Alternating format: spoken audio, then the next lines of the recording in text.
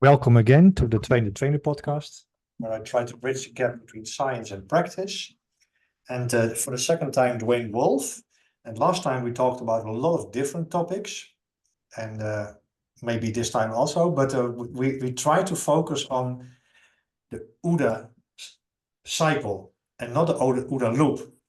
And for those who have not watched the first episode, a short biography from Police 1, I think. In February 2014, Duane retired from his career as a Minnesota peace officer after more than 25 years of service, beginning in 1988. Interesting time. During his career, he served as a patrolman, sergeant, S.R.T, use of force and firearms instructor. He was a full-time law enforcement instructor at Alexandria Technical Community College in Alexandria, Minnesota for 28 years. That's a long time.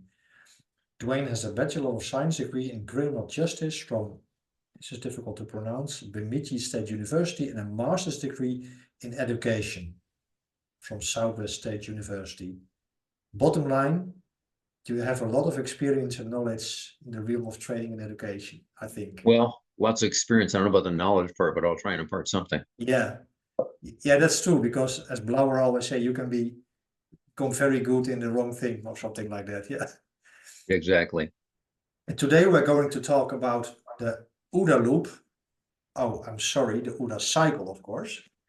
And well, why is it important for trainers to have an understanding of John Boyd's? At OODA, I've taught a number of classes over the years about the OODA cycle. And the reason I did that was this: it's a fairly common training concept for law enforcement in the United States.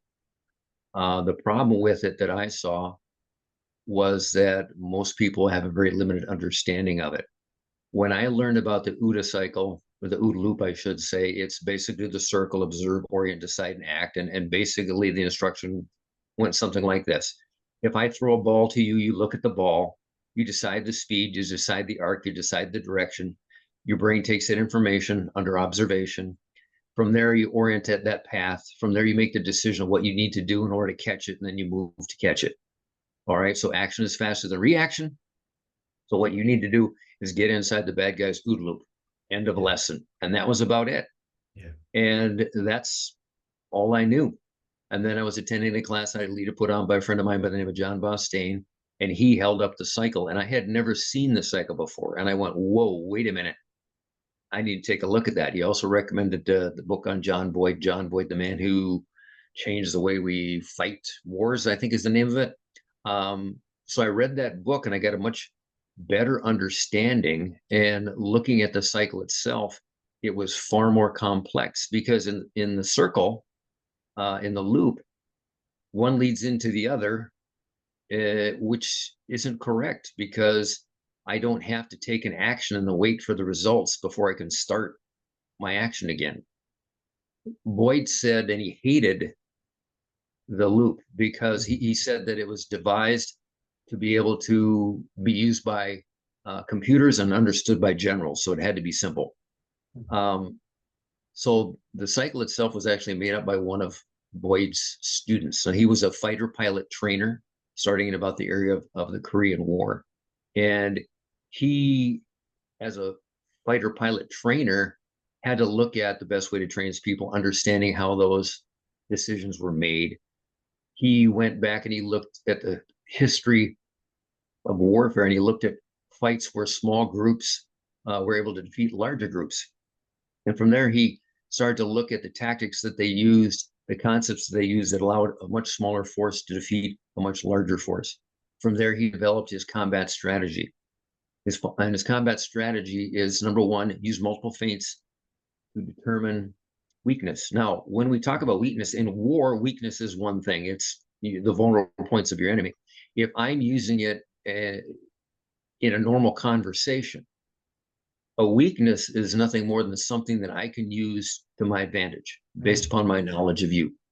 So when I talk to cops about this, what I tell them is this: if you understand your chief of police, if you understand the decision maker in your organization, you understand what their mindset is, what their priorities are, then you have established those parameters, those weaknesses that will work for you. So once you establish the weaknesses, identify them, you want to exploit them, and then you want to bypass resistance and drive to your objective. So in the class that I taught on how to apply the OODA loop in a physical confrontation, when we look at the cycle, we get into orientation, and we're going to be bouncing all over the place with where we're going here. But in orientation, we need to take a look at things like the human factors. All too often, when we are training, we forget about those human factors, or because we don't know them, we don't understand them, we can't apply them. For those who are not, how do you call it? What are human factors? What do you mean by human factors? Well, it's genetic heritage is how it's labeled in his cycle, because everybody's different genetically. All right. So by the same token, because we're all human beings, there are certain things that we can and cannot do. There are certain things that we're hardwired to do in our DNA in responding to things.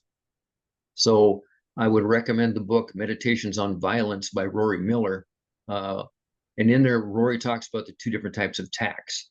There is the monkey dance, and then there's a predatory attack. The monkey dance is the ritual that we go through prior to combat between two generally aggressive males. And what that boils down to, there's a lot of talking, then they move towards each other. There's a lot more talking. Eventually somebody pushes somebody, and then somebody pushes somebody else back, and then somebody takes a swing. Well, those steps get repeated, and regardless of where you're at in the world, you will see that process repeated time and time again. Now, if we understand that hardwired response to aggression as a police officer, number one, I want to identify that. And number two, I don't ever want to take part in it. Because as a police officer, it's not my job to establish dominance. It's not my job to figure out who's going to get the food, all right, or who's going to get mating rights as it's designed in the DNA. My job is to take control of a situation. All too often, we switch into that because we're hardwired that way. So we end up going face to face against an opponent. If we go back to Boyd's combat strategy, it's bypass resistance. So one of the things that I teach is to understand that and utilize that. So when it looks like that's starting, you can sidestep it, literally sidestep it by moving around and behind the suspect, by using your words to deflect and to de-escalate. So if my objective is to take someone into custody peacefully, if I understand the monkey dance, I can take those steps that I need to shortcut it and to stifle it. By the same token, if I'm going to be involved in a situation because the other person decides not to de-escalate, then I want to place myself in the best position to take advantage, and rather than turning it into a fight head to head to see who's bigger and stronger, because I have to win as a police officer, I always want to move around and behind the subject. And these are the same concepts that Boyd would teach in a dogfight, because I don't want the bad guy behind me or I can get shot. I want to position myself in a place to shoot them down quickly. So in his teachings, whether it was for fighter pilots or when he created the concept of maneuver warfare, that's always the objective, is to get yourself in the best possible position. Things that Boyd did to identify weakness, he would sneak into the Air Force base late at night when he wasn't supposed to and get on the computer, and he would literally run diagnostics. I understand back at that time you were filling out the punch cards. So it was stacks and stacks of punch cards on the abilities of the aircraft in the U.S. Air Force, the U.S. military, and compare it to our potential enemies, which gave him a lot of information. It also came to the realization at that time, if we were involved in a war involving aircraft, we were outmatched by our opponents. But because of that realization, changes were made. And he was involved in many military decisions, including creation of specific aircraft and other military machinery. So when I teach that, if we understand the concept, if I understand what motivates my chief, I can use that to my advantage. So if he doesn't want to do something, he's resistant to it. Well, I understand that perhaps he is into innovation. So I present my proposal from a point of innovation. If he is into reducing liability, I take it from that aspect. So I bypass the resistance. By the same token, if I've got a chain of command and I've got somebody who's standing in the way and I can't bypass or exploit their weakness, what I do is I do my best to go around that person to get to the person who can make the decision to achieve my goal, which is to, whatever it is, change a program, adopt something, purchase some equipment, whatever that might be. So when we think of the OODA loop, one of the important things to remember is the OODA loop, and I'm going to keep saying loop when I mean cycle. Yeah. So I apologize to everybody in advance because it's a bad habit. When we talk about the cycle and we talk about orientation, and the 5 parts of orientation are culture and tradition, which is critically important for us as trainers. Analysis and synthesis, which is just taking a look at things, breaking them down to their most important salient points, and then coming to a decision and making change based upon that. Our previous experience, which police as trainers, we have to take officers' previous training into account when we train them, as well as be the provider of that past experience that positively affects performance in the future. New information from the situations involves in genetic heritage. When we take a look at that orientation can be for a single individual, it can be for an organization, it can be for a country, it could be for the entire world, which would be very, very complicated. But if you take a look at it, you can use it, and which is why it's used in the business world very successfully by those who understand it. So as a trainer, I want to take a look at those aspects and apply them where I can to get the best effect that I can. So as we talked about last time, my job as a trainer is to change the officers that I train and teach, to change their orientation to make them the best possible, successful, productive police officers I can make them. Can we double click on that, Duane? Sure. So if I understand you correctly, we have John Boyd, and he has some overall combat principles. Then we have the OODA cycle, and we have the observe phase. And what you're saying now is the orientation part is very important for us because, well, all those 5 aspects are in the orientation phase, and we as trainers can fill the bucket of orientation of the officers. Yes. Okay. Now, like I talked about before, if you look at the loop and you say which was the most important part, observation starts it. But if you take a look at the cycle, orientation is the biggest area. It's the only one that contains those 5 components. And orientation drives observation also, isn't it? Yes, exactly. The example that I use is this. If I was standing talking with my brother-in-law and you came up to me and we had a conversation, as you walked away, if I turned and asked him what kind of shoes you were wearing, he could probably tell me. He could probably tell me whether or not you need a new pair of shoes. He could probably tell you whether or not you need orthotics. I'll give you 3 guesses what my brother-in-law does for a living. He runs a shoe store. He's been running a shoe store and working a shoe store since he was 12. That's his orientation. That's how he perceives the world. That affects his observations. So as trainers, we need to be aware of that. And one of the things that I've mentioned in my training and in a conversation I had with Brian Willis is we talk about observation. We tell rookie officers in the academy, keep your head on a swivel, keep your head on a swivel, keep your head on a swivel. So you're constantly scanning, you're constantly scanning. He says the problem with that is we don't teach them what to look for, and we don't teach them what to do when they see it. So one of the things that we need to do as trainers is to improve on that.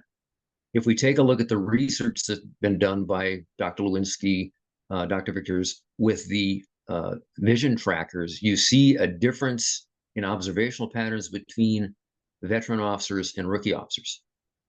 The rookie officers' eyes are bouncing all over the place, not really fixing on the important things because they've got their head on a swivel. The experienced officers, and also the officers who are externally focused, not internally focused, have a very specific scan pattern. They're looking at the hands, the waistband, and the elbows of a suspect. Their eyes will dart away, but they immediately come back to the important things. So our job is, with that research, is to take it and put it to use. So, well, how do I teach observational skills? Dr. Lewinsky says it's very simple. What you do is you simply show them videos and in very short segments. Show them 10, 15, 20 seconds, stop it. Ask them what they see, have them come back the next day and talk about it. And by doing that process, and I demonstrate that in my class on shooting with science, I take a very short video, we cut it down into the segments. And what you see is they stop a car that's wanted for a drive-by shooting. My understanding is that the chief had recently said no more felony stops, no more high-risk stops because we're getting too many complaints from concerned members of the community. But they didn't give the officers any training on how to deal with a stop if they couldn't do a high-risk stop on people who are armed. The officer walks up, talks with the driver for an extended period of time. Eventually, backup shows up. He goes over to the passenger side and asks the male seated in the front passenger seat to step out.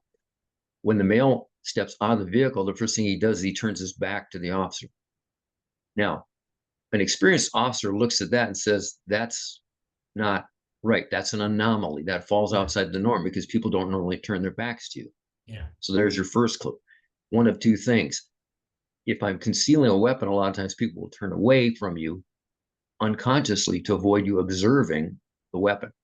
The next thing he does is he extends his hands back behind his back, which basically is him telling you, I think you're going to handcuff me because I think you know what I know. Unfortunately, the officer doesn't pick up on that. At that point, he would have been perfectly justified to handcuff the subject, but he doesn't because he missed those cues. He then has him walk around the back of the car. The guy puts his hand in his pockets, and the officer says, take your hand out of your pocket. Now, unfortunately, he had his hand on a gun inside the pocket. So when the officer asked him to take the gun out, he shot and killed that officer and wounded another. So we talk about Tony Blauer's presumed compliance. Yeah. There was a big article put out by Caliber Press on how to deal with people who have their hands in their pockets. Asking people to take their hands in their pockets where they're facing you sets you up for the concept of presumed compliance, where I ask you to do something with the presumption when you bring your hand out of your pocket, you're bringing your hand out empty. And all you're doing, as Tony Blauer would say, is assisting in your own suicide, or excuse me, in your own assassination. Yeah. So there's multiple things you can do there. Have the suspect turn away, have them bring one finger out at a time slowly, secure both hands, have them turn around, handcuff them before any of that can occur. And that's a number of training points that we want to discuss with our officers and figure out what we want to do. So by breaking that video down piece by piece, we teach officers that skill. So one of the things that we need to really take a look at in the academy, as well as in service training, is not just teaching the basic skills. And I realize time is limited and budgets are limited and all that other good stuff. But ideally, we would like to get to the point in our training of the scene you see in the movie The Matrix.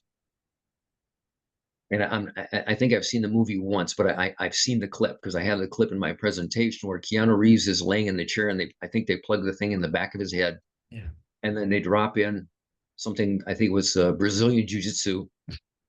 He pushed the button and he twitches and he finishes and they go, what do you think? He said, give me more. And they proceed to download a bunch of information, which basically makes them an expert in every one of the areas that they put in there. Well, how do we do that? Because obviously we don't have that technology. By utilizing research and identifying those behaviors and patterns that experienced officers have, and teaching them to rookie officers, we are in essence attempting taking a step towards the creating the orientation of an experienced police officer and a rookie officer, instead of having to go through past experience, time, training, mistakes, downloading that to the best of our abilities. There was a study that was done where they take a look at the information that FTOs had, field training officers had. And in the training period, up to 80% of the information that veteran officers knew that the FTO had in their head was not transmitted to the trainee. Now, we all understand there's time limitations, there's all kinds of other things that come into effect. But if we take a look at that and think about what are the ways that we can train those veteran behaviors, that veteran orientation to rookie officers will make our officers better prepared sooner than having to rely upon time and experience. And how, maybe it's a little bit off topic, but how do we distill expert officer behavior and cognitions? I think there is something like cognitive task analysis. There is some technique I thought Gary Klein uses to get. Okay, yes. Well, that is the $1 million question. Whoever comes up with an answer will be worth millions. Yeah, because if I ask you, maybe you ask, if I can use your experience as an expert, but I can also use some other officer, and maybe you're totally different. Right. Well, and by the same time, if you take a look at the study that Vickers and Lewinsky did, you take a look at the study that Dr. Lewinsky just did down in Arizona, where you got eye trackers on everybody, and the information that came out of that, that is not cheap to do. That's extremely expensive to do. Yeah. The key thing is this information comes out. If we don't have it, if we don't use it, then it's worthless for officers. Is this, this reminds me of the Preston Klein talks about the tacit knowledge problem. Yes. That experience, in mission critical teams, those who have a lot of experience are not those who can teach the best, because they don't know why they do what they do. And they do, they do it on a subconscious level. So a lot of times can't even identify it, which is why the studies with the eye trackers, video, motion detectors, all those things are critical for officers to take a look at and to understand in order to be able to pass that information on. If you were simply to take those concepts of giving rookie officers a scan pattern, that's going to help. Telling rookies to keep their head on a swivel is the equivalent of taking a radar operator and say, okay, here's the on switch. Now go do your job. Okay. What's a good guy look like? What's a bad guy look like? What do I do when I see a bad guy? What do I do when I see a good guy? How do I handle a situation? How specifically do I identify it? We're not doing our jobs if we're not telling them and teaching them and having them demonstrate that they understand specifically what we're looking for. All these things you talk about now, these are all things which enrichen the orientation phase of the officer. Is that what we are talking about? Exactly. So we're adding in that past experience. So they've got the experience in training in order to bring it forward. Number one, retention. Number two, in putting it to work, application. And then that goes back to what's the best way for people to learn so that they retain and then can take their training and apply it in the future. So I don't have any easy answers. I can see fingers pointing in the directions that we should go, because I've got people a whole lot smarter than me saying that's where we need to go. So, and those are the things that I try and bring when I teach to trainers about those concepts. And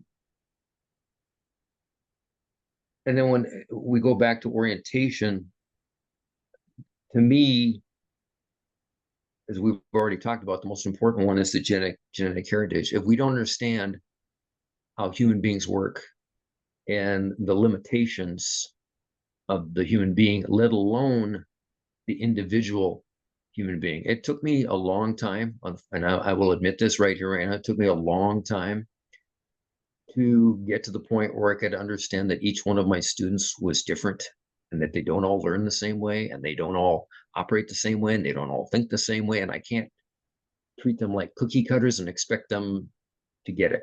Because, you know, like any instructor, I think I'm perfectly clear when I speak. Yeah. And I explain things in a way that makes sense up here. But that doesn't necessarily mean that the person receiving the information is getting the same image, the same information. And that's a big hurdle for a lot of instructors. And it probably took me probably longer than I want to admit, and it probably still occurs to this day because we make assumptions. Well, this is common sense, but there is no such thing as common sense. There is no knowledge in the world that's common to everyone. It's a myth. So we have to dispel that. And that's, again, back to the OODA loop, everybody's orientation is different. Yeah. So when we start out with observation, primarily most of the information coming in is going to be visual because that's how the human body works. Okay. We have the five senses. Okay. What I would like people to think about is this. If you look it up, I think I saw there were 27 different senses, depending on who you talk to. There might be more. Okay, I can't remember 27. I saw one that listed 4 more, and I said, hey, I like those. As a police officer, those make sense to me. Those 4 additional senses that we want to think about when we write our reports, those 4 additional senses we want to think about when we're training are a sense of pressure. So how does that apply? If I'm receiving resistive tension, that's the sense of pressure. Sense of pain, that's pretty simple. This hurts. I don't like that. We need to stop this. Okay. A sense of balance. If I'm going to go in and apply a technique which requires displacement of balance, I need to understand how my balance works, how the suspect's balance work. By the same token, if we're in a confrontation and I start to feel myself start to lose balance, that might authorize me to use a different level of force based upon the danger that it poses to me. Okay. So pain, balance. Oh, and then the last one is proprioception. Basically an understanding of where these are in relationship to the world, and how that works in conjunction with me primarily as a use of force instructor. You know, if I'm down on the ground, that proprioception is going to tell me things. I can think of a case one night where I had a foot pursuit. I'd grabbed the suspect. I was walking him back, hanging onto his arm. As we were walking past a building, they had just moved this building, so it was still up on blocks. It was a metal building, and there was a doorway there. It didn't have a frame on it, so the metal would be sharp. As I'm walking him towards it, I can feel him tense up, and I can feel him move away. And in that moment, based on proprioception, past training practice, pressure, I realized what his intention was. He was going to pull away and then try and shove me into the doorway, either through the doorway or into the sharp metal. Based upon my training experience, that didn't happen. Instead, what he found was himself on the ground, me on his back, explaining that was not a very good idea. To get to that level took many years of training in order to recognize that what happened was not a conscious thought. What happened was automatic behavior. So when we look at the cycle, one of the things that frequently gets missed is that arrow that comes up out of observation goes into orientation and orientation only. It goes over decision and directly into action. And that's where your recognition prime decision making is. That's where your automaticity is. As trainers, our objective, depending on the specific task, is to train our officers to the best of our ability to a point of automaticity. So when I have to draw my weapon, I can remember the first time I had to draw my weapon on somebody, I was surprised by the gun in front of my face. And I thought to myself, that's pretty cool. I didn't even think about that. Now I've got my gun pointed at this guy. Cool. Because it had been trained to that point of automaticity. How do we get there? Again, back to the human factors. What are the best ways to train it? What's the best ways to retain it? What's the best ways to take it out and apply it in the real world when it comes time to put it all together? And I'm not sure where we started on that conversation, but that's where we'll end on there because I don't know where else to go with it. Give me another question. Well, we talked about the observation phase, of course, and we took a deep dive into the orientation phase, where all those knowledge and skills are how do you call it, are embedded, so to speak. Yes. But you also mentioned, maybe you can explain that again, that in the OODA cycle there is a direct path from, if I understand you correctly, from orientation to action. Yes. And is there also an indirect path that it goes with decision making? And Yes. and if that's true, can you say that in the OODA already are both the Daniel Kahneman's his decision making approach and Gary Klein's natural decision making? Yeah. So you have the two paths. One is in a situation where a decision has to be made instantaneously. Yeah. When we pick the satisficing decision, the one that satisfies and suffices in that moment, we don't have time to make the best decision. Our brain goes into the file and grabs the first, yep, that one will work, and that's the one we take. And then there's other times when we have plenty of time to use our logic, our discretion, our decision-making powers. So you have both paths through the brain of how decisions are made utilizing the OODA loop. So we need to understand that both in performance as well as taking a look at how officers respond under stress. Yeah. How accountable can I hold an officer because they didn't make the best possible decision if they had to make the decision in a quarter of a second? Yeah. There's no way you can say you did that wrong. You made the wrong decision. All I can come up with is that's what my brain grabbed. Yeah. So we have to take that into account when we take a look at that. The other thing with orientation is the key. Another thing is cultural tradition. As trainers, we create the culture. We're part of the culture of the departments we work for. We form the foundation. Our recruits, our officers look up to us as leaders. And it's our job when we teach them to teach them to a culture that is acceptable, that is professional, that is expected of the job that we do.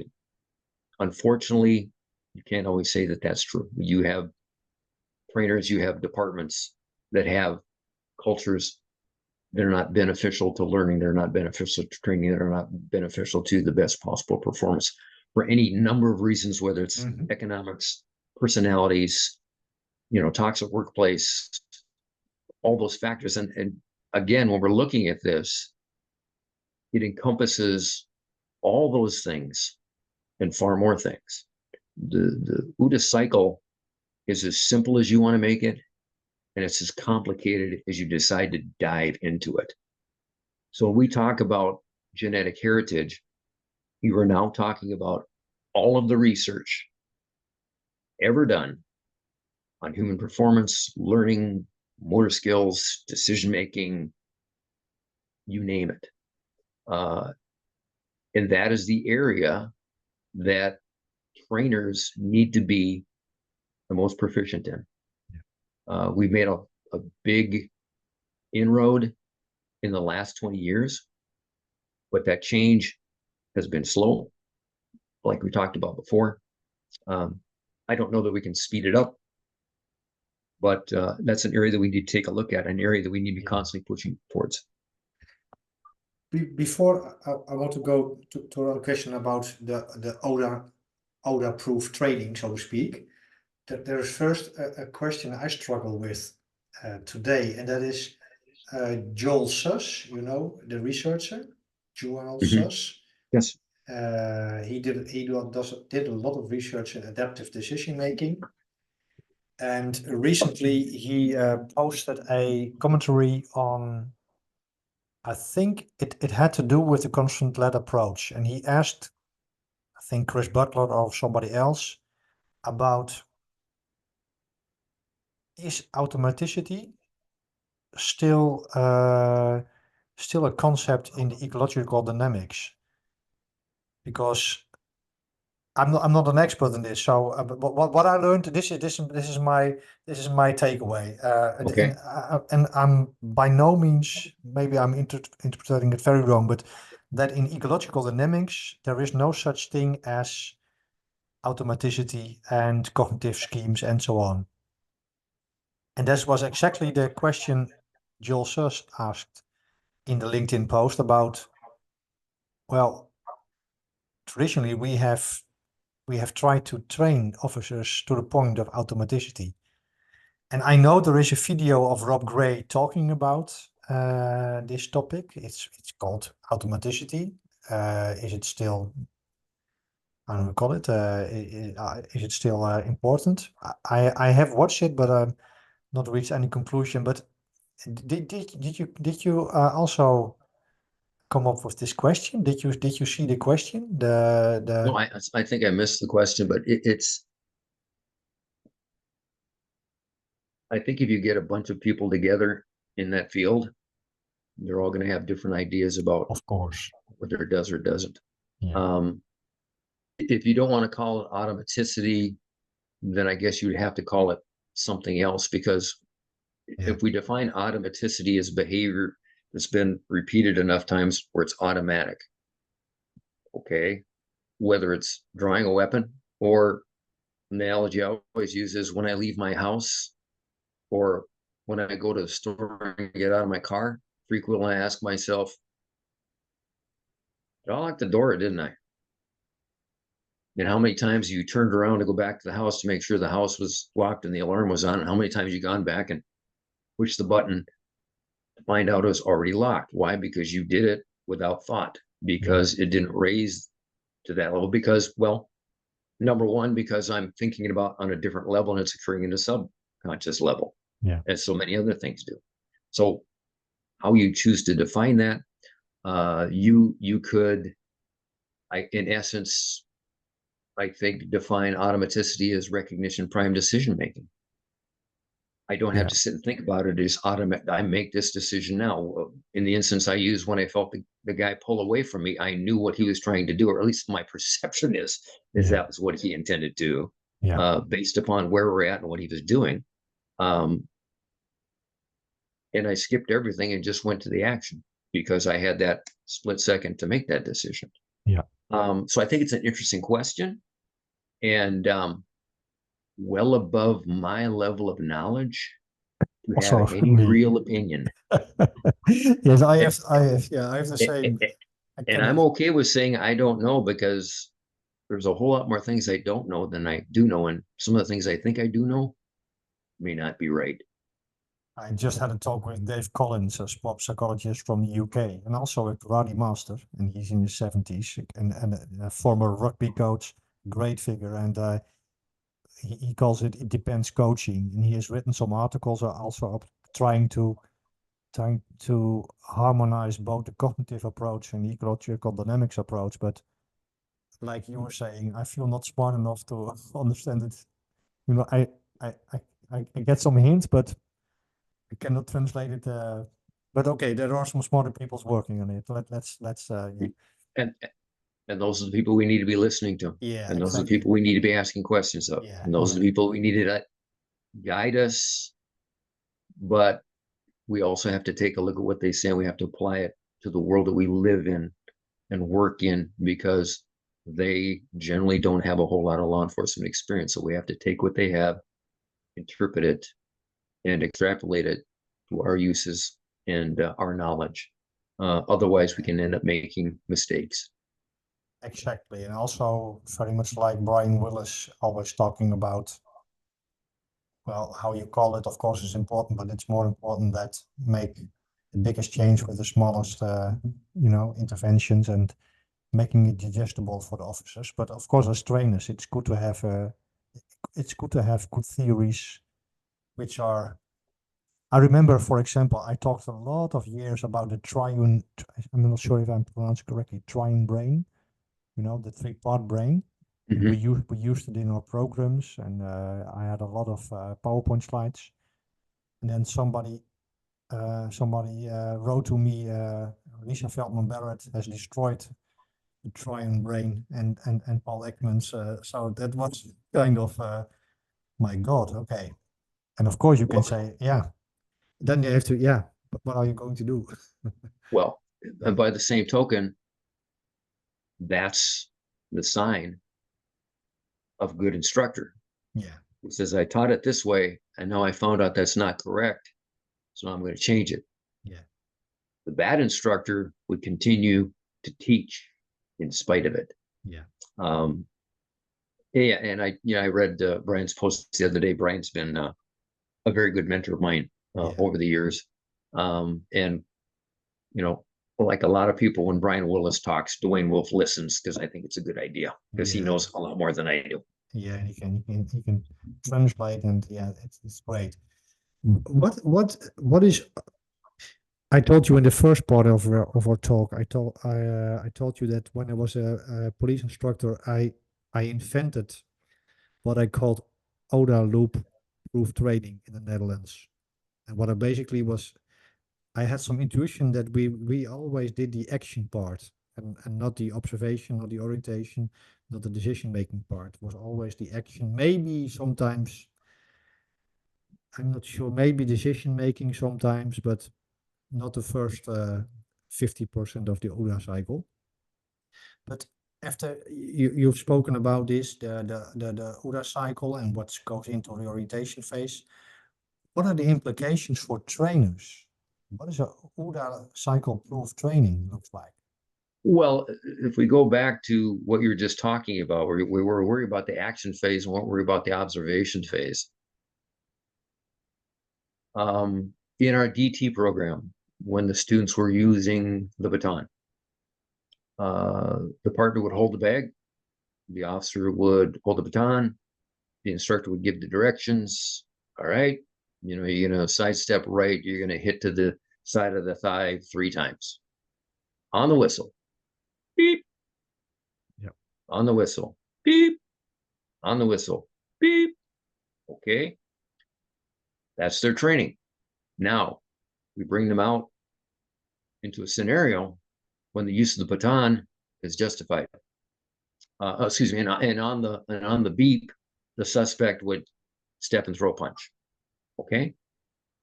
So what do we train them to do? When the suspect throws a punch, you sidestep, use the baton. Okay. So out in scenarios, what did they do? They waited to be attacked before they would use the baton. Do I have to wait to be attacked before I use my baton? No, that's called self-defense. That's not arrest and control. So we had created that response, that training scar, because we hadn't taught them the observational portion of it. What does someone look like when they're going to assault you? What are the things they're going to say and do? At what point when they say something, does it authorize you to utilize the baton without having to wait for them to attack you? If we don't teach officers that, we're in essence, based on that training, placing them behind in the OODA loop because I'm waiting for the suspect to attack me before I have a response, which is not going to set me up for success. So you're right on point.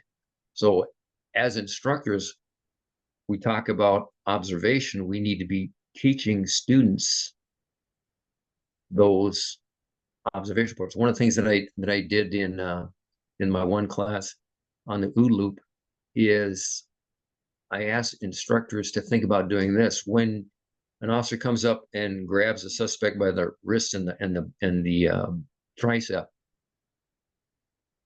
to understand pressure and proprioception would be to have the officer close their eyes and then the suspect, with the intention, because there has to be the intention, otherwise the muscle movement is different, of turning, stepping out and throwing a punch at their face, as people frequently do when you put them in an armbar. By shutting the eyes off, we now teach what it feels like. Yeah. Because if we have the eyes open, too often, because most of the information is coming through the eyes, we don't link that to the other 9 senses in order to deal with that. And then When they do that, then have the suspect with the officer's eyes closed attempt to flee. So from here, I can learn what it feels like when someone is going to spin and punch me, and I can feel what it feels like when someone's going to flee, and I can choose the appropriate response to that feeling, because you're going to respond faster to something that you feel than something that you see.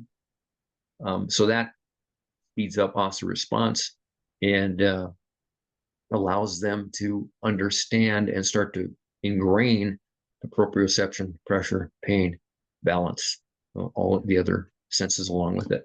Yeah. So, can you is the OODA cycle for you? Is a complete model to design your curriculum, to design your training? Is there something missing in the cycle? Can you Well, put on everything? to me, Yeah. there's nothing missing. Other people will say, well, this isn't in there, this isn't in there. And when I hear this, I sometimes ask myself, are they looking at the loop or are they looking at the cycle? Yeah. I've heard people say that the OODA cycle is not a decision-making model. Okay, I'm not quite sure. I need to know more about that and your perceptions, as well as your understanding of the cycle, at least as I understand. And again, nothing saying I can't be wrong, because I'm wrong all the time. Just ask my wife. But those concepts, to me, when I train, when I teach, as the years have gone by, I've tried to incorporate the concepts I've talked about today based on a better understanding. And the results have shown themselves to be beneficial. Yeah. Did you also or do you also teach officers explicitly? I'm not sure if this is correct English, about the OODA cycle, or is it too abstract? I do a very short introduction to it, because I think for most officers, especially cadets, the eyes are just going to glaze over when you go into it too deeply. So I explain it to them from the concept of action versus reaction. I explained to them when I was teaching firearms, I'd always tell the students, I will tell you the research, the science behind what we do and why we do it. If I ever ask you to do something and I don't remember to tell you the science behind it, ask me. Because I want the students to understand that it's not something that's just plucked out of the air. Yeah. This is what's more than likely going to happen. This is more than likely what's going to cause this. This is more than likely going to be your response. So we train you this way, understanding genetic heritage, which is why we do it that way, to set you up for success. In my class, Shooting on Science, I asked the audience in both my classes, how many in here understand or recognize what the body alarm reaction is? And very few hands went up. Well, the body alarm reaction is basically an idea under a startle response as I bend my knees, my body squares up towards my threat, my shoulders come up to protect the sides of my neck, my jaw drops down to protect the front of my throat, and if I got a gun in my hand, my gun punches straight out. All right. But if you take a look at videos of people training firearms, that's generally not a position that they take shooting at paper on the range. Why? Because on the range, you can take whatever position you want. You're not under threat. You're not under stress. And in the history of mankind, paper has never shot back at someone shooting at it. So you don't have that startle response. So I explained to them why when we shoot, number one, because that's what the body's going to do. And then one of the other things I do is I show one of the world record holders, a guy by the name of Gary Michalik, and I show him how he shoots. And he bends his knees and he brings his shoulders up to his ears and he drops his chin down and he punches his gun straight out. And when he shoots, his gun stays flat, and that's why he has multiple world records for shooting quickly. And then I asked him, does the position that the world's fastest shooter look like the position that we showed you? I also showed videos of police officers involved in shootings who take that shooting position.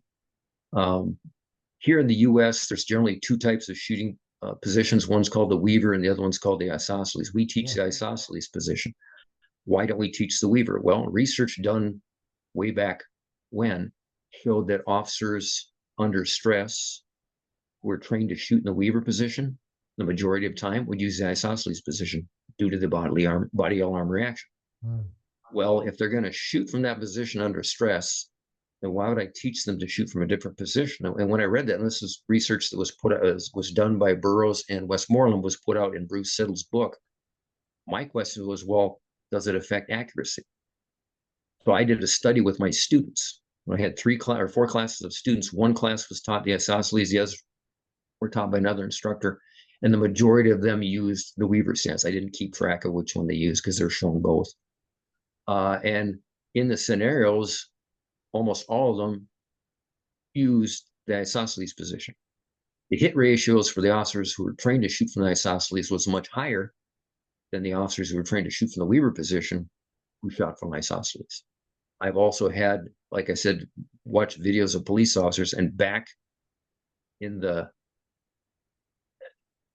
90s, because I was curious, I sat down with all of the officer-involved shootings I had, which were not many because we didn't have YouTube back then. I had videos from television, and I contacted the departments, and I asked them, how was your officer trained to shoot? And in every scenario, the officer shot isosceles, and yet some of those officers were trained to shoot from the weaver position. My own training partner in her shooting was trained to shoot from the weaver, took the isosceles position. One day I had an instructor come in, and I was teaching stance that day, and he took a weaver position because that was his preferred shooting position. As I straightened him out, he said under his breath to me, "This is uncomfortable." And I said something like, "Well, you'll get over it." Later on, he told me, he said, "When you took me from the weaver stance, which is how I shoot in the range, and you put me in that position, you brought me back to my gunfight that he'd been involved in 3 weeks prior, because that's the position he took." Well, if we're not taking that information, which has been out there since the 1980s, and applying it in our training now, I've got to scratch my head and ask why. And again, we can take advice from people who are championship shooters. We also have to understand is they don't operate under the same level of stress that police officers do. Your heart rates might be the same as shown in Dr. Lewinsky's studies, but whether externally focused, internally focused, whether there's a threat or you see it as a challenge, all those things come into play. And if the natural body response is to do this under threat, then why wouldn't I teach my officers to utilize that in order for them to have the best possible performance? And I've had people, say, well, they just didn't have enough training. Okay. So here's the conversation I want you to have. I want you to go into your boss, say, "Hey, boss, we got a problem. What's the problem?" Well, we teach the students to shoot like this, but in these scenarios, they shoot like this. All right. So what's the problem? Well, they're not shooting the way I taught them to. So I want to expand the training so they shoot the way I want them to shoot. You think you're going to get that budgetary request? And the boss is going to look at you and say, "Why don't you just have them shoot isosceles the way they shoot versus trying to get them to do it your way?" And that's one of the problems that we run into as trainers, because I've done it myself. I have a preferred method of doing things that I like that may not necessarily best translate to performance for my students.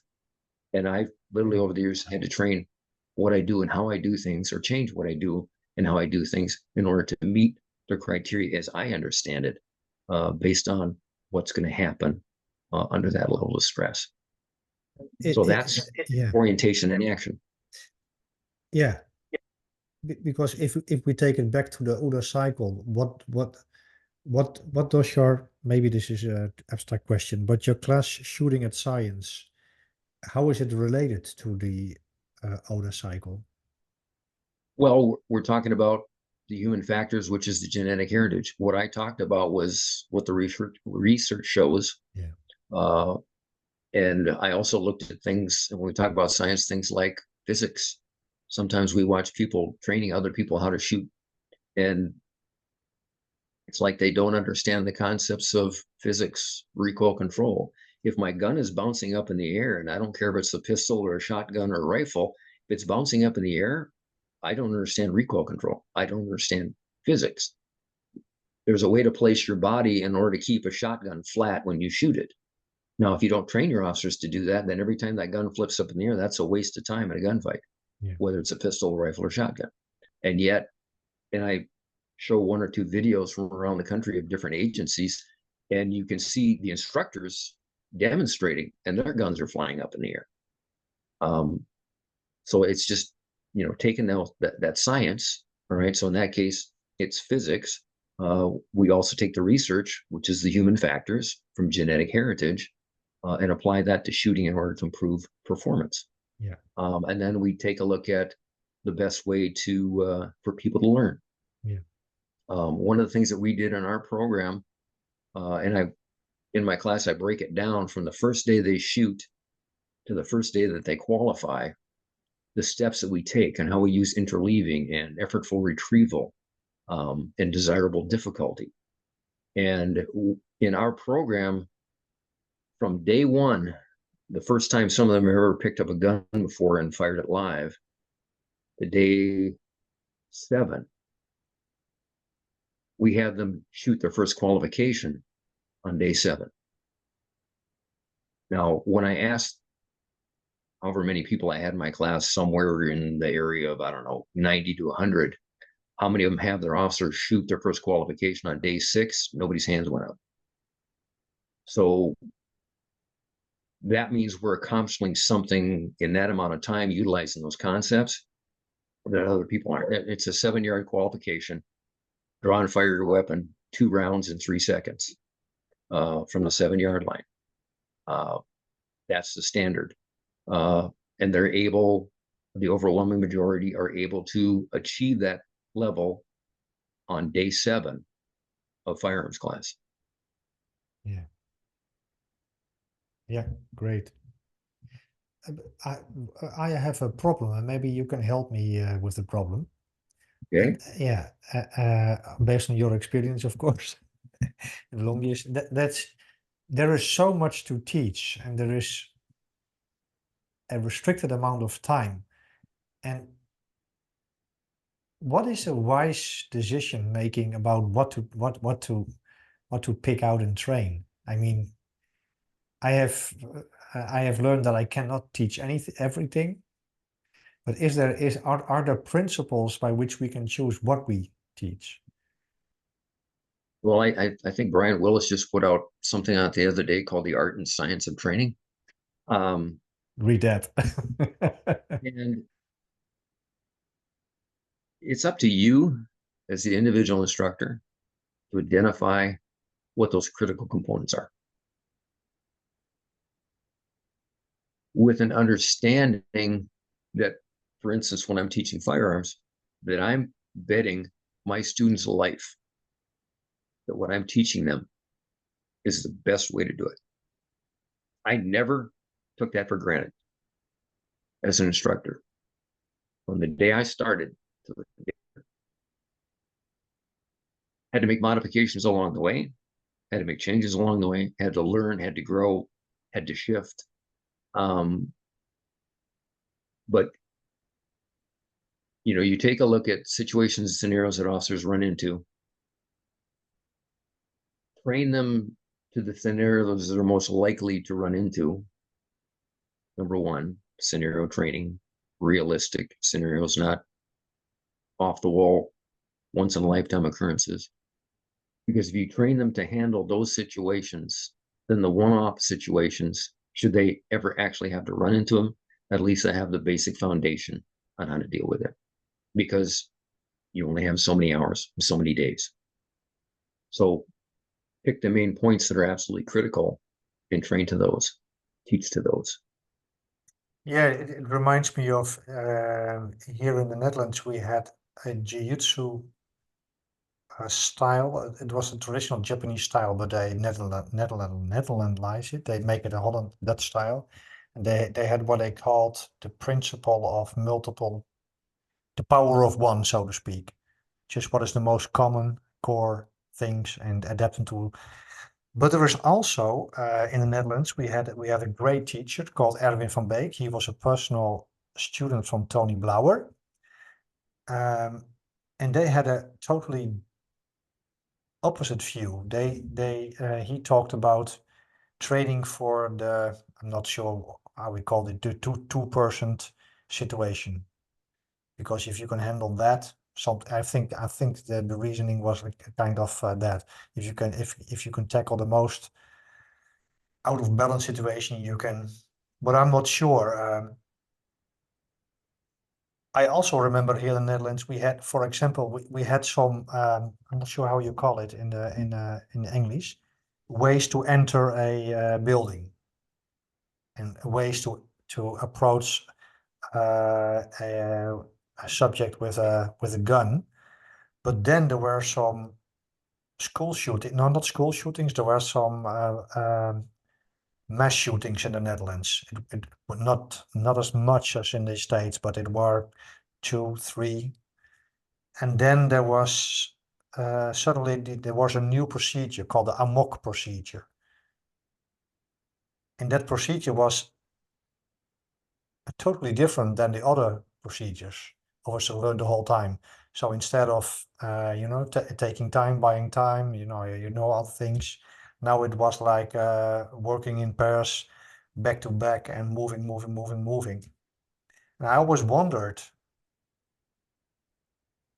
yeah, how do you do that? Because you've ingrained, in your orientation phase, in your decision making, and then suddenly there is one procedure, maybe there are two, or against it. I'm not sure if it. I'm not being critical about the procedure, but Yeah. Well, when we start having new emerging crime trends, yeah, we have to adapt. yeah, So school shootings didn't happen, or at least they didn't happen with the frequency that occur now anywhere in the world. So we had to change tactics because when we went into buildings before, we weren't going after active shooters. We were going in after barricaded subjects or burglary subjects hiding. Well, now when they're in there actively killing people, now things change. So we now have to run towards the gunshots. So the fact that it occurred in a building, so we have previous experience there. Well, now we have to change because what's going on inside the building has now changed. yeah, And that's, as time goes by, I mean, if you take a look at, I mean, the things that police officers are going to run into in the future, and probably, in fact, I know they're already running into it. Okay, so how do you deal with the drone yeah. as a So, patrol officer? oh, What exactly is the drone doing? Is it armed? Is it coming across the border carrying contraband? Is it observing me as I'm moving up on a search warrant? Each one of those is going to be different. How do we deal with that? Are we going to be, and this is, if I had money, I would start creating a shotgun load for drones. So you can shoot at them safely and take them out of the sky when justified, but we'll see. That's yeah, going to go nowhere. It's just an yeah, idea the other yeah, day. But in each one of those instances and circumstances, you've got a different outcome. You got a different level of danger. And now I've got to worry about things flying over the top of me. Well, that's something completely new. So now yeah, how do we adapt our tactics? What do we use to countermeasure that? What do we do that to keep officers safe? Do we send up a police drone and we start having drone dogfights in the sky? Do we need to start training officers to, with their drones, take out another drone? Uh, what's the access? Is every squad car going to have a drone in it? And you've got, I know agencies where friends of mine work at, they literally have drones on the top of their buildings ready for launch. yeah, To me, that that blows my mind. You know, you might have at some point have a drone that when you turn on your red lights and stop, that drone launches and is up over your shoulder. And you've got a set of glasses and it's showing you in one lens what it's seeing from above. And the technology is there now. Whether or not police departments are going to start utilizing it or not, I don't know. But we have to adapt. When we stop being adaptive as police officers, we're setting ourselves up for failure, and that's part of the OODA loop as well. Yeah, so we have to renew the orientation phase again. Analysis and synthesis. Yeah. Yeah. And then back to your question on, what do we teach? Yeah. We're back to analysis and synthesis. Break it down to its salient points. All right. And then there's also the creation of the new. We use whenever I talk about Boyd, I always tell people Boyd's concept of synthesis, putting things together. It's what do you get when you put a tank and a pair of skis and a motorcycle and a toboggan together? You get a snowmobile. Concepts, you take the track from the tank, the steering wheel and the engine from a motorcycle, you take a toboggan and you put it on a set of skis, and now I have a machine that runs on the snow. And the snowmobile actually supposedly was invented up by where I used to work at many, many years ago. And now, obviously, they're common in places that have snow. It's our job to create snowmobiles. Yeah. To deal with situations that we find ourselves in. So that requires creativity. It requires the knowledge of all things we've already talked about in order to stay ahead of and deal with what we have to deal with on a daily basis as police officers. Besides the OODA cycle, what did you learn from studying John Boyd? Well, we've already talked about his combat strategy, and I've tried to employ that and teach that to trainers, something they can take back. And I know I've had several officers come back and said, yeah, they took some of the concepts that I talked about and taught it to their officers. As an instructor, again, like we talked about, it's reminding myself that each one of my students are individuals and that each one of them may take different approaches to get them where you want them to be, based on their orientation, based on their previous experience, based on, all kinds of things. It's based on how they perceive me as an instructor. And I think one of the best questions I ever heard from Brian Willison, and that's saying a lot. A number of years ago, he asked us to ask ourselves, what's it feel to be taught by you? And I had to kind of step back and scratch my head and think about that. And it caused me to try and make changes. I won't say I necessarily was successful in making all the changes, but I tried to make changes in my approach and how I did things. So it's the OODA loop is a constant observation and adaptation to our surroundings. Yeah. As instructors, that's what we need to be doing. As police officers, that's what we need to be doing. As human beings, that's what we need to be doing. And we talk about the OODA loop. It applies at work, it applies at home, it applies in family. It's, to me, all-encompassing and as in-depth and complicated as you want to make it, or as simple as you want to keep it, based on your own desire. I mean, there are rabbit holes that I go down to and other things that I don't really look into too much. Like we talked earlier about Boyd's lectures being on tape, but the sound drives me nuts. So I haven't gone down that path. And I know people have said, Duane, you should listen to it, but it annoys me when I listen to it because of the poor audio quality. But it's a choice that we all make as instructors, and the path that you follow is the path that you follow. You just hope that what you're doing is the best that it can be to make your officers the best they can be, and that you keep that as your focus, because sometimes we're too focused on us and being or presenting what we want to be and who we want to be versus what we want our students to be. Yeah, yeah, that's a pitfall of every instructor, of course. Yeah. What is the best book to read if you want to learn more about John Boyd?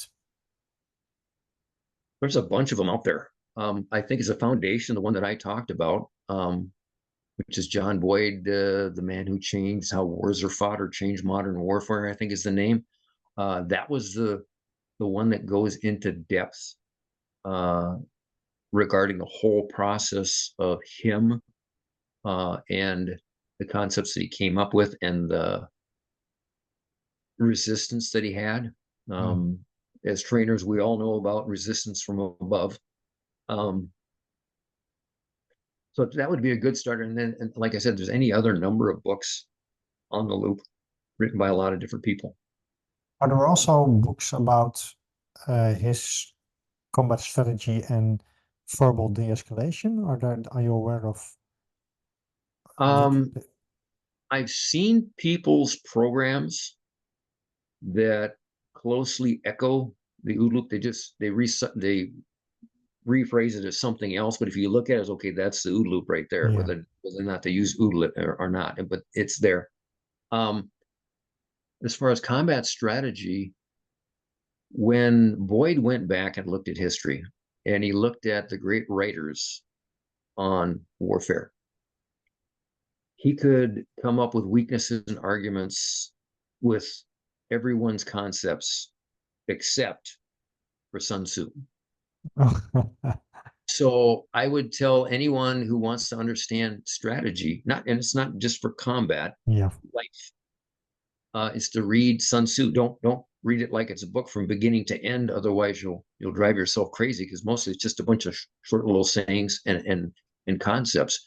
But if you go in and take a little bit at a time, and then ask yourself, how does this actually apply? And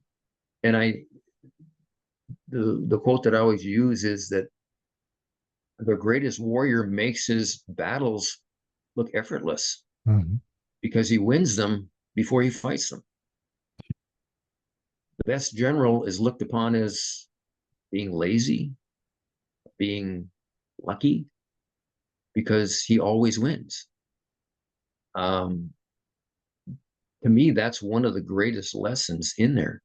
So as a police officer, if I can walk into a situation and I've set myself up for success by being confident, being externally focused, attaining a level of confidence and ability because of my training, because of my practice, because of my past experience, because my orientation sets me up for success, I can walk into a situation where another officer might resort to force more sooner than I would. But because I walk in there with a mindset of bypassing resistance versus making it an ego trip, I might be able to get into a situation where I de-escalate the situation. By the same token, I'm also prepared and very competent, if I have to, that I will quickly and easily resolve the situation using whatever acceptable level of force there is, in order to get the situation under control as quickly as possible and as safely as possible for everyone involved, including the suspect. Yeah. Now, can we also learn from Boyd in a good way or in another way about how he did his job as a trainer? I'm not sure if this is the correct way to ask the question, but what did he do that we can learn from him to become, well, he accomplished something. Yes. Yeah. Yes. Yeah. Well, What were his qualities, with the good qualities? honestly, the description of John Boyd that I've read and his personality, he was of a mindset that you were either for him or you were against him. And if you were for him, good on you. And if you were against him, there was going to be an ego battle. He was a very abrasive man He literally was at the time of his death was estranged from his children because of his behavior. So I think the biggest lesson from Boyd as a trainer is don't be like that. He trained well to the military, but I'm telling you what you need to do down. Yeah. You have that hierarchy, and when you're a colonel, you got a lot of people underneath you. His greatest contribution was the explanation and inclusion, I think, of orientation, at least to my way of thinking. If you look at orientation and you look at it from a training perspective, it encompasses everything you need to take into account when you teach. Yeah. If you don't, then you may not be hitting the mark that you want to hit. Great. Thank you so much for talking about John Boyd. And there are a lot of other questions, and we can go on a lot of other rabbit holes, of course. I have a feeling you and I could sit here and talk for days, but nobody wants to listen to that. Yeah, I think there are people who want to listen, but it's also for us. I'm also constantly learning from everyone I talk with. So that alone is a great gift. I think it's so great. Imagine if this was possible when John Boyd was alive. Oh, yeah, I would love to. Would you call him up? Yeah, that'd be great. That would be an interesting conversation, especially after what I just said about him. Yeah. Maybe you could ask him hard questions about the OODA cycle. Yes, it would be interesting. It would be interesting, yeah. Well, thank you. Yes, you also did great. I've read so much great articles on Police One. You wrote about the tutor drill. I'm not sure if pronouncing it correct, and all those other using Boyd's wisdom. And you're not writing. You're writing anymore for Police One, isn't it? I'm sorry. You're not writing today anymore for. I was a monthly columnist for them for years, and then after retired, between that and both my mom and dad dying within a short period of time, I took a step back from writing. Yeah. I didn't feel like I had anything left to say without repeating myself. So I took a long break. What I'm doing now for Police One is I'm doing video analysis, which I really enjoy because I just sit down and watch a video and take a look at it from the aspect of what could we do differently in order to deal with this? What training points do we need to be taking a look at in order to prepare ourselves for these situations? Not as a criticism of the officers' choices and decisions, but to take a look at, is your training preparing you for this? And I talk about the research. Here's what the research says about this. So that's a few of those, and then things got busy, and I haven't really found any videos that I wanted to do. So I will be occasionally doing things for Police One, but I'm not doing anything on a monthly basis anymore. I kind of miss it, but I kind of don't also, because writing something every month is a bit of a grind after I think I did that for like, I don't know, 10 years. Yeah. How, okay, we were close to ending this conversation, but one topic is left, I think, that is how to deal with, how do you say it? The second part of your life. This is a wrong question, but how to deal with after work, how to deal with retirement? That's the question. Retirement. Yeah. Okay. Yeah. And you're not the first person to ask me that question. The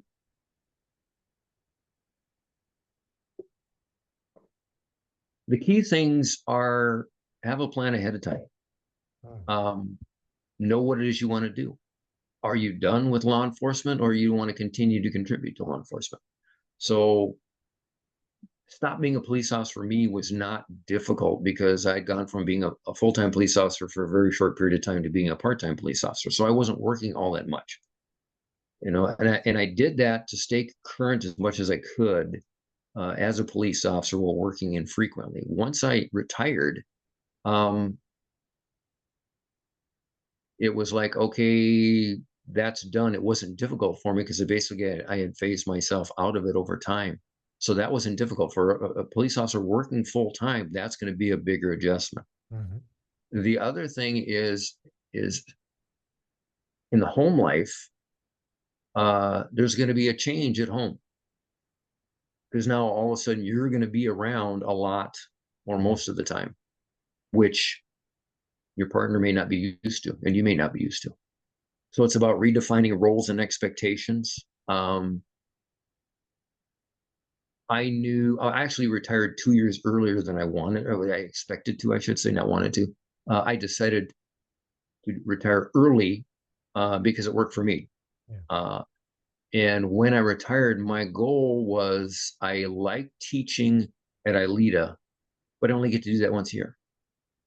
And with a full-time job, it never gave me an opportunity to go out and train police officers around the country. So my goal was to try and create the relationships and the professional contacts in order to position myself to be able to go out and continue to teach police officers around the country on the limited basis that I want to do because I'm retired. I don't want to work full time anymore. I want to work when I want to work for who I want to work for, as much or as little as I want to based on what's going on. So that was my goal. And it's an adjustment, no doubt. I know I told my wife probably 2 weeks after I retired, maybe longer than that. She was looking at me. She goes, "What's wrong?" I said, "Well, every day for the last 40 some years, I've got up every day and I knew what I had to do. Yeah. I either had to go to work and I knew what I was going to do that day, or it was the weekend and I knew what I had to do to prepare to go to work or to do whatever I want to do that weekend. Now, anything to prepare." So my job for me then became, I've got all this extra time. I've got all these resources for research.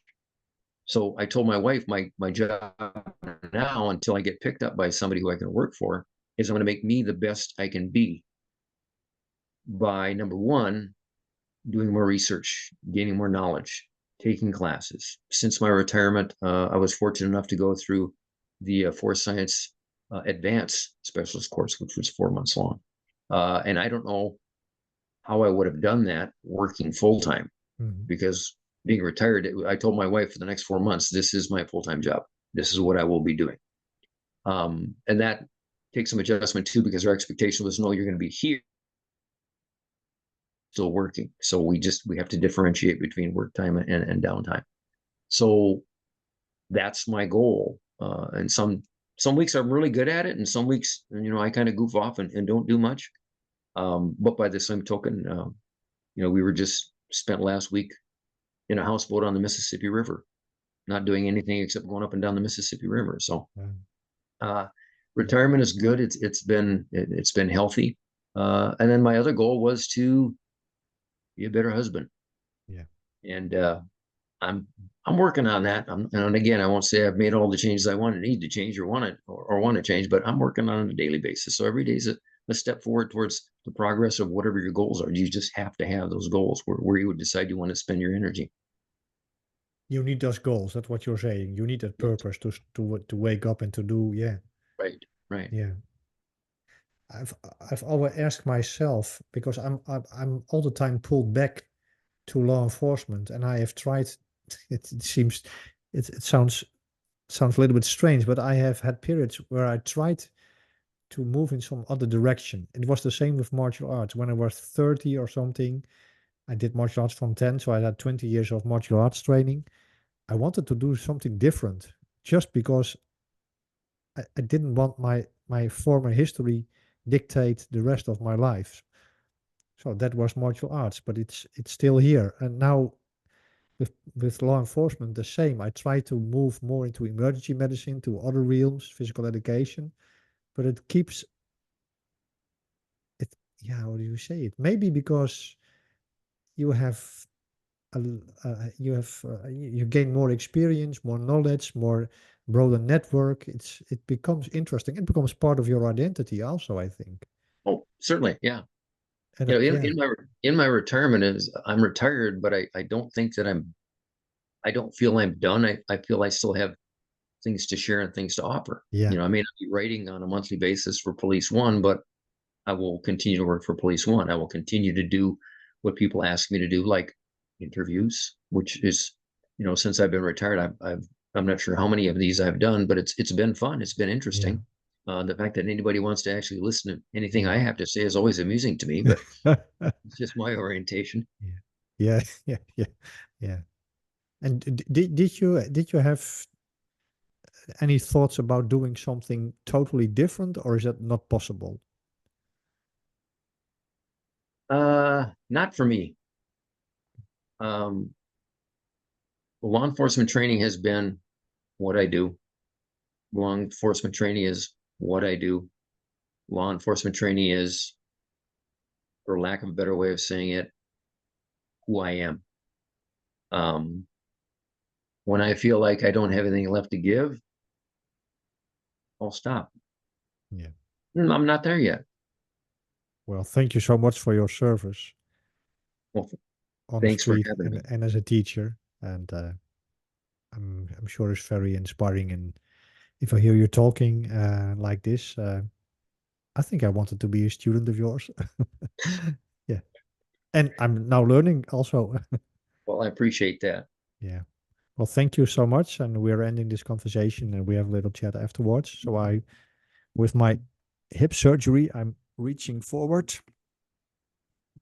Say goodbye to everybody. And till next time.